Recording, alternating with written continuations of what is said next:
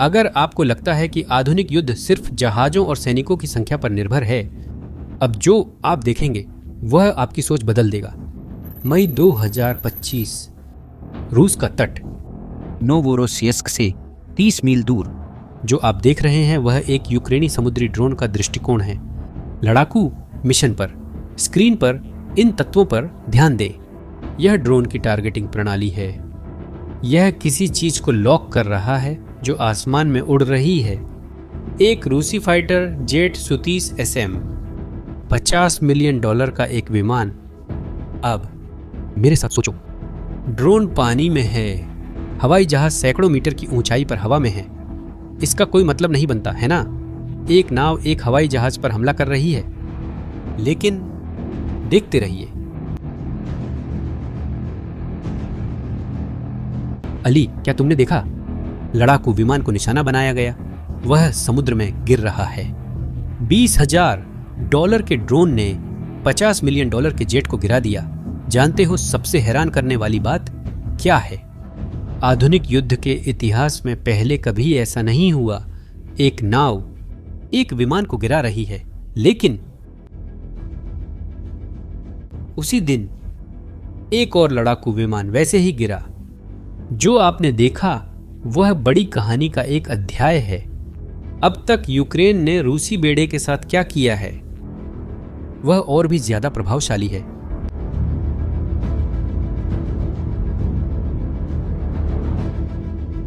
जो हो रहा है उसे बेहतर समझने के लिए हमें फरवरी 2022 की ओर देखना होगा, जब रूस ने यूक्रेन पर हमला किया था। क्या आपको पता है रूसियों ने सबसे पहले क्या किया? पूरी नौसैनिक नाकाबंदी हुई। ध्यान रखें, यूक्रेन का निर्यात पर निर्भर रहना। आर्थिक रूप से जीवित रहने के लिए अनाज का निर्यात करना पड़ता है। मैं गेहूं, मक्का और बीजों की बात कर रहा हूं। अफ्रीका और मध्य पूर्व के पूरे देश इन निर्यातों पर निर्भर हैं। लेकिन रूसी युद्धपोतों द्वारा बंदरगाहों की नाकाबंदी के कारण न तो कुछ बाहर जा रहा था और न ही कुछ अंदर आ रहा था। मार्च 2022 में यूक्रेनी निर्यात आधा रह गया। अर्थव्यवस्था जूझ रही थी।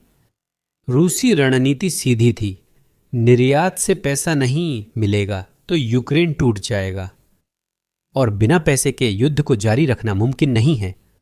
यही वह अजगर था जिसका सामना यूक्रेन को करना था। दर्जनों पनडुब्बी युद्धपोतों का एक बेड़ा, 200 साल की नौसैनिक परंपरा और सैन्य निवेश में अरबों की रकम। और रूस, खैर, उसके पास सारे तुरुप के पत्ते थे, या उसे ऐसा लगता था। लेकिन समस्या थी कि यूक्रेन हार मानने को तैयार नहीं था। आइए थोड़ा आगे बढ़ते हैं, अप्रैल 2022 की ओर। काला सागर में रात बहुत अंधेरी थी। 2 मिसाइलें आसमान में सबसे बड़े जहाज की तरफ बढ़ती हैं। रूसी बेड़े के सबसे बड़े जहाज मोस्कवा, रूसी नौसेना का गर्व, करीब 200 मीटर लंबा विशाल क्रूजर। उसमें 510 नाविक थे। इसकी कीमत अविश्वसनीय $750 मिलियन। दोनों नेपच्यून मिसाइलें सीधा निशाना साधती हैं। हमले के तुरंत बाद रूस ने बयान दिया कि यह एक आकस्मिक आग थी, लेकिन सैटेलाइट तस्वीरें सच दिखाती हैं। 2 दिन से कम में मोस्कवा समुद्र में डूब गया और वह पल सब कुछ बदल गया, क्योंकि यूक्रेन ने वह साबित कर दिया जिसे सैन्य किताबें असंभव मानती थीं। यह विचार कि जहाजों को डुबोने के लिए आपको नौसेना की जरूरत नहीं है, आपको बस ज्यादा चालाक होना चाहिए। यहीं पर इस पूरी कहानी का हीरो आया, लेकिन वो था नहीं। वो हीरो नहीं था जिसकी रूस को उम्मीद थी। मैं यूक्रेनी नौसैनिक इंजीनियरों की बात कर रहा हूं। युद्ध से पहले कई लोग नागरिक उद्योग में काम करते थे। वे व्यावसायिक परियोजनाएं बनाते थे, परिवहन के लिए जहाज बनाते थे, लेकिन अब वे खराब हालातों में काम करते हैं। आपातकालीन रोशनी और शोरगुल वाले जनरेटर के बीच हर धमाके से दीवारें कांपती हैं। कभी कभी वेल्डिंग के दौरान बिजली जाती है, जनरेटर के आने का इंतजार करना पड़ता है, फिर भी वे काम करते रहते हैं। हर पूरा हुआ ड्रोन बचा सकता है। यूक्रेनी जाने और करोड़ों डॉलर डूब सकते हैं। रूसी स्टील में पहले प्रोटोटाइप अस्थायी सुविधाओं में साधारण औजारों और रचनात्मकता से बिना उन्नत सैन्य उपकरण या रक्षा बजट के बने थे। वे अनुकूलित इंजन, विस्फोटक और सुरक्षा कैमरे बनाते हैं। यह सब कुछ अस्थायी लगता है, लेकिन यह काम करता था। और सबसे महत्वपूर्ण बात, यह बेहद सस्ता था। और जिन ड्रोन को उन्होंने बनाया उनमें से एक खास ध्यान देने लायक है, मैगुरा V5। 5 मीटर और आधा लंबाई वाली एक छोटी नाव, लेकिन इसकी पहुंच अद्भुत है, 800 किलोमीटर। इसका आकार भ्रामक है। यह 320 किलो तक विस्फोटक ले सकता है। लेकिन एक समस्या थी, यह भले ही ज्यादा लगे, लेकिन 320 किलो एक आधुनिक युद्धपोत को डुबोने के लिए काफी नहीं है। ये जहाज हिस्सों में बांटे होते हैं। अगर जहाज के ढांचे में एक छेद हो जाए तो वे उस हिस्से को बंद कर तैरते रहते हैं। इसलिए यूक्रेनी इंजीनियरों ने रणनीति बदल दी। एक ड्रोन की जगह वे 10 भेजते हैं, सभी तरफ से, जैसे पिरान्हा मछलियां बड़े शिकार पर टूट पड़ी हों। सोचिए, आप काले सागर पर एक रूसी जहाज में अंधेरी रात में हैं। अचानक पानी में चारों ओर से छोटी छोटी तेज रोशनी दिखती है।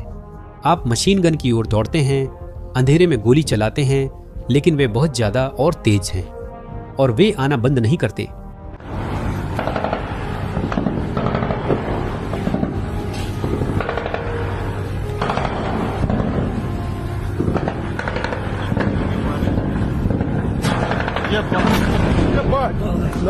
हर ड्रोन को गिराने पर 3 नए आ जाते हैं। ये मानो हाथों से बारिश रोकना हो। और फिर फरवरी 2024 में यूक्रेन ने एक और हमला किया, जो और भी ज्यादा प्रभावशाली था। लक्ष्य एक रूसी युद्धपोत जिसका नाम इवानोविट्स था, जो क्रीमिया के पास गश्त कर रहा था। ड्रोन वहां पहुंच गए। 10 एक साथ। टक्कर से कई विस्फोट हुए जो इंजन तक पहुंचे। मध्य और पिछला हिस्सा कुछ मिनटों में जहाज डूबने लगा। $50 मिलियन की स्टील पानी में डूब रही थी। और सबसे हैरान करने वाली बात, इसे उन ड्रोन ने तबाह कर दिया जिनकी कुल कीमत 2 लाख से भी कम थी। कुछ दिन बाद ट्रांसपोर्ट जहाज सीजर कुनिको की बारी थी। इस बार ड्रोन ने और सटीक हमला किया। कुछ ने ध्यान भटकाया और कुछ ने जहाज के अहम हिस्से निशाना बनाए। क्रू के पास मदद मांगने का समय भी नहीं था। और वहीं कि रूस ने कुछ भयानक महसूस किया।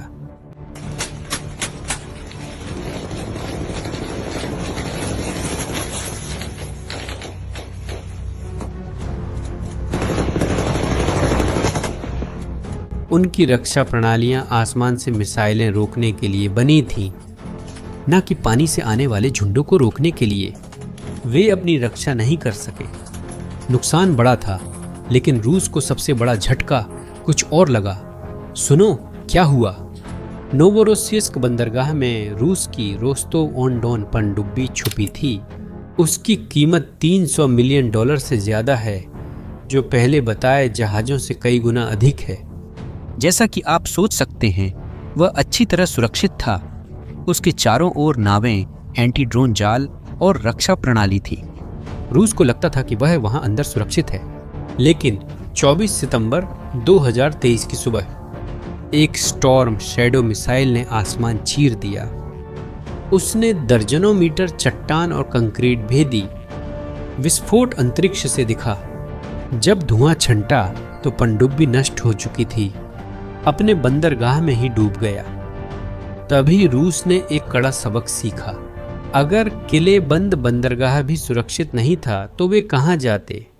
इस सवाल का जवाब 2024 में मिला, कहीं भी नहीं। तो रूसी बेड़ा सेवास्तोपोल छोड़ गया, वो नौसैनिक अड्डा जो वे 200 सालों से इस्तेमाल कर रहे थे। जहाज पूर्व की ओर यूक्रेनी तट से दूर चले गए। लेकिन जब रूस पीछे हट रहा था, यूक्रेनी ड्रोन विकसित हो रहे थे। वे अब सिर्फ विस्फोटक नावें नहीं थे, वे हथियार प्लेटफॉर्म बनते जा रहे थे।